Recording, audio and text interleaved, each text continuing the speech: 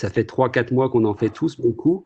J'aimerais avoir votre opinion. Moi, je suis vraiment pas satisfait personnellement de faire de la télémédecine. Je trouve que c'est pas du tout l'esprit qu'on a avec les patients, un mode de fonctionnement satisfaisant. Et aussi, ce que je trouve difficile, c'est la reprise des activités. Actuellement, on nous autorise à voir à peu près un tiers des patients, choisir les bons parce on doit quand même voir nos patients qui sont malades. Comment vous faites actuellement pour cette reprise? Est-ce que vous téléphonez encore à tous les patients? Est-ce que vous envoyez plus?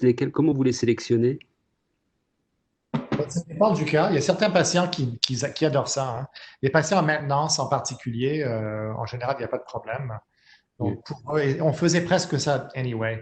Avec l'infirmière pivot, on faisait leur sang par télécommande. Elle les voyait par téléphone, elle me fait la liste, puis moi je les vois tous les 2 ou 3 mois, puis c'était vraiment la façon d'agir.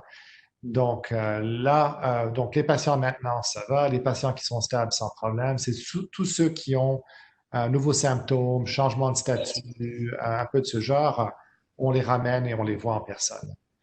Donc ça dépend des patients. La majorité ont été contents d'être à la maison et de pas venir. Pas tous. Il y en a qui veulent absolument venir et ça, on les empêche pas. Si on fait de la télémédecine, par contre, il faudrait réellement être équipé pour faire de la télémédecine.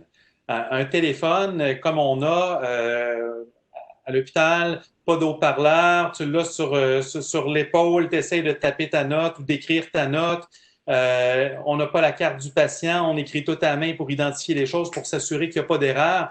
Quand je regarde les choses, ça me prenait plus de temps, Oui. même si je n'avais pas un examen physique avec le patient, pour voir un patient et pas le voir aussi bien, puis on n'a aucune idée de quoi il a l'air. Si on veut faire de la télémédecine au niveau de la province de Québec, il faudrait être équipé pour pouvoir faire de la télémédecine, puis de voir le patient, de voir de quoi il a l'air, de voir, est-tu capable de se mettre debout, est-tu capable... Là, pour certains patients, je raccrochais ou je raccroche, puis j'ai aucune idée qu'est-ce qu'il a compris, j'ai aucune idée de quoi il a l'air. Je Mm. prescris un prochain cycle de chimiothérapie, Mm. il y a un certain inconfort. Il y a des patients qui en sont heureux, mais heureux les naïfs, dans le sens que quand tout va bien, ça va bien, mais on ne voit pas les choses venir. Si j'ai un patient qui développe un plasmocystome qui n'est pas sécrétant, je me fie beaucoup au laboratoire, mais il y a plein de choses que je peux ne pas voir venir. Absolument. Il Je faut peux pas dire que je suis très confortable avec la télémédecine de la façon qu'on le fait présentement avec le support qu'on a. Ouais, qui est zéro. Je suis d'accord avec toi, Richard. C'est pas l'idéal. On est en train de développer des applications chez nous. On a une application qui s'appelle Opal. Je ne sais pas si elle est disponible ailleurs. Et donc, les patients sont encouragés de le télécharger sur leur téléphone. Ça leur donne tous leurs résultats de laboratoire, les notes cliniques, les rendez-vous, changement de rendez-vous, des conseils, etc., etc. Et ils veulent intégrer aussi une fonction de vidéoconférence. Donc, à travers l'application, ils vont voir c'est le temps du rendez-vous et on pourra les voir. Mais, C'est pas encore mis au point, là, cette fonction, mais elle existe ailleurs. Michel? mais ça va être obligatoirement plus long parce que le patient, les patients ne sont pas beaucoup habitués avec la télémédecine. Moi, j'ai essayé de faire des Skype avec des patients, puis juste les bugs qui arrivent avec chaque patient, ça me prenait 40 minutes par patient faire. Ah, Et je- la majorité ont une application Opal, ils l'utilisent déjà. Donc, c'est juste une fonction supplémentaire. Et c'est vrai, les plus âgés, oubliez ça, là, ça ne marchera jamais. Mais Mm. c'est seulement les plus âgés qu'on a besoin de voir. Mm. Mais je suis un peu d'accord avec Richard. Juste, j'ai pensé récemment, tu sais, j'ai vu un patient que j'avais collecté déjà depuis 3 mois, puis en télémédecine, ça fait 2, 3 télémédecines que je fais avec lui, puis il me dit, ah, quand est-ce qu'on enlève mon cathé de dialyse finalement? Mais ça fait 3 mois qu'il fait un cathé de dialyse Mm. que j'avais oublié d'enlever, mais que j'aurais remarqué au premier examen physique la première fois si. Tu sais, Non, et puis aussi, c'est des erreurs un peu idiotes qui peuvent survenir, qu'on est capable de rattraper à l'examen physique, que là. On voit le patient. Moi, je me suis contraint ou astreint à voir les patients au moins une fois la première fois. Pour des nouveaux diagnostics, en tout cas, j'ai vu tous mes nouveaux diagnostics, j'ai traité personne sans les voir au moins une fois pour me figurer les COG, etc. Et aujourd'hui, je me rends compte 3-4 mois plus tard que j'ai pas vu les patients depuis 4 mois. Je sais plus du tout à quoi ils ressemblent. Je vois pas du tout je vois j'imagine leur voix, leur histoire à peu près, mais qui est beaucoup plus difficile à intégrer aussi, je trouve, parce que une histoire, elle s'inscrit sur un visage. Et là, je trouve ça vraiment difficile de plus savoir qui c'est qu'on traite. On va amener à la greffe, on voit plus les coques. Donc, Puis il y a l'été qui arrive, les vacances, il y a peut-être une deuxième vague. Donc, j'essaie de voir mes patients au moins une fois cet été là, pour pouvoir, au cas où, si ça doit revenir, au moins les avoir vus une fois en 6 mois, quoi. Donc, c'est à peu près ça. On comprend tous que le COVID peut être un tueur, malheureusement, mais le myélome, on sait tous que c'est un gros tueur. Les patients doivent être craintifs. Les deux, on doit prendre des précautions, mais souvent, quand je termine mes appels avec les patients, ben, le prochain rendez-vous, ça fait déjà 2 mois, 3 mois, en fait 3 mois ou depuis le début de la pandémie que je ne vous ai pas vu. Désirez-vous que le prochain rendez-vous soit en personne?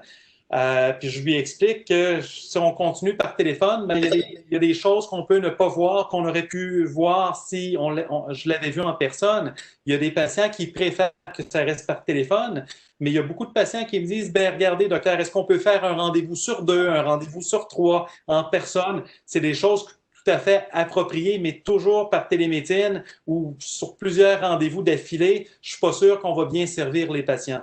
Est-ce que vos hôpitaux vous aident pour la reprise? Parce que moi, je trouve plus difficile la reprise actuellement, la reprise des prises de sang, la reprise des activités, de voir les patients en présentiel, versus l'arrêt où tout avait été arrêté, on n'avait pas eu le choix, puis stop, faites comme ça. Là, on nous dit, bah, faites de la bonne médecine, puis faites comme vous pouvez. Tu as raison. Donc, ils nous encouragent de voir les patients qui ont besoin d'être vus. Okay? Et donc, ça c'est la reprise, elle est là. Ils ont encore, cette application, les patients peuvent attendre dans le stationnement. Et quand on est prêt à les voir, on appuie un bouton sur notre écran, ça les appelle, ils arrivent. Donc, il y a des moyens de les distancier sans qu'ils rentrent dans la salle d'attente. Donc, on nous encourage à utiliser ces outils, mais je me suis fait remarquer aujourd'hui que lundi, j'ai vu 20 patients en personne. Puis c'était la grosse affaire. Est-ce que ils étaient tous nécessaires? On m'a posé la question. C'était que 20, c'était pas énorme. Donc, en général, je vois à peu près 28 patients par semaine maintenant en personne et le reste en virtuel. Okay. Mais tu as vu 20 patients en une journée en personne? Oui. C'est quand même beaucoup. Ça, c'est rien pour moi d'habitude. J'en vois 35. Mais est-ce que tu arrives à les distancier, mettre les limites dans la salle d'attente? C'est ça le problème. Oui, physiquement, les chaises sont séparées, mais apparemment, c'était un problème cette journée. Nous, on a fait une distanciation. En fait, on a le droit à 10 patients par heure pour tous les médecins. Donc, ça ne doit pas dépasser. Et il faut voir les patients. Lorsqu'ils viennent à 1 heure, il faut vraiment les voir à l'heure précise et les lâcher plus tard. Il nous reste très peu de temps. Là. Je vais juste poser une question qui sera importante pour l'avenir. Elle n'est pas dans l'agenda, mais c'est quelque chose qui probablement est plus important que la télémédecine. Disons qu'on formule un vaccin contre le COVID. Qu'est-ce qu'on va faire pour vacciner nos patients? Il faut qu'on parle le timing de la vaccination, tout ce qui est sécurité autour d'un vaccin, tout ce qui est médicaments. Est-ce qu'on continue le DARA pour vacciner nos patients? Est-ce que c'est un problème? Efficacité, parce que… Oui, la sécurité et l'efficacité d'un vaccin potentiel qui apparemment sortira dans, disons, 1 an, 1 an et demi, chez cette population, post-greffe, intra-traitement, et je vous lance la question là. Ouais. Vaccin ou bien immunoglobuline polyvalente Non, ça c'est plus rapide. Ça c'est plus, pour moi, ça me dérange moins, ça. Ça c'est… Mais si tu veux couvrir ton patient en prophylaxie, est-ce que l'immunité générale de la population à partir d'immunoglobulines poolées va plus prévenir qu'une immunité créée par un vaccin qui ne va pas être très… Ça dépend de la prévalence de ces anticorps neutralisants dans le produit. Donc, c'est quelque chose qu'on apprendra par la suite. Mais pour le moment, on sait très bien que certains agents, les inhibiteurs de protéosomes et en particulier les anticorps monoclonaux et les médicaments qui sortent, les médicaments bispécifiques en particulier, sont vraiment immunosuppressants. Et donc, j'ai de la misère à voir comment on aura une réponse vaccinale. Ouais. Mais je pense qu'il va falloir le vacciner le plus tôt possible. Enfin, un peu, qu'est-ce qu'on fait avec nos vaccins?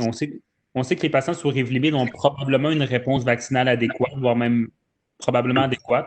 On sait que la dexaméthasone, la greffe, le Velcade, tout ça diminue probablement la réponse vaccinale. Ça va être de le vacciner, mais je pense qu'on ne pourra pas se permettre d'attendre. On va probablement les vacciner le plus tôt possible, quitte à avoir une réponse un peu moindre, et probablement moindre, et d'avoir une réponse partielle, puis les revacciner une deuxième fois quand la réponse va être meilleure. Mais tiens, un patient qui commencera un cybordi, je n'aurais pas tendance à attendre que le cybordi puis la greffe, la rémission soit terminée avant de vacciner. Je vaccinerai le plus tôt possible, je pense. Quitte à avoir. Ils sont au milieu du Dara. Ouais. On ne connaît pas la nature du vaccin non plus. Est-ce que ça va être un vaccin mort? Possiblement, mais ça pourrait être un vaccin vivant atténué. Pour le moment de la vaccination, ça peut avoir une influence. Sous dexaméthasone, un vaccin vivant, je ne suis pas sûr qu'on va être très enthousiaste. Si c'est un vaccin mort, on peut bien dire probablement que le vaccin va être moins efficace, mais s'il n'est pas à 100% efficace, il sera à 70% efficace, ça sera toujours bien ça. On va quand même les vacciner. Mais la nature du vaccin va m'influencer aussi pour le moment de vacciner. Parfait. On a dépassé le temps, là, il est 20h01. Je pense qu'on va devoir conclure pour pas éterniser la soirée, même si c'est très intéressant. Donc, je voudrais remercier tout le monde pour la participation. Merci à tous les experts pour tous leurs commentaires. C'était très, très intéressant. Et merci à BMS pour l'organisation. Et puis, on espère qu'il n'y aura pas de deuxième vague et qu'on n'aura pas à mettre tout ça en œuvre de nouveau. Merci tout le monde.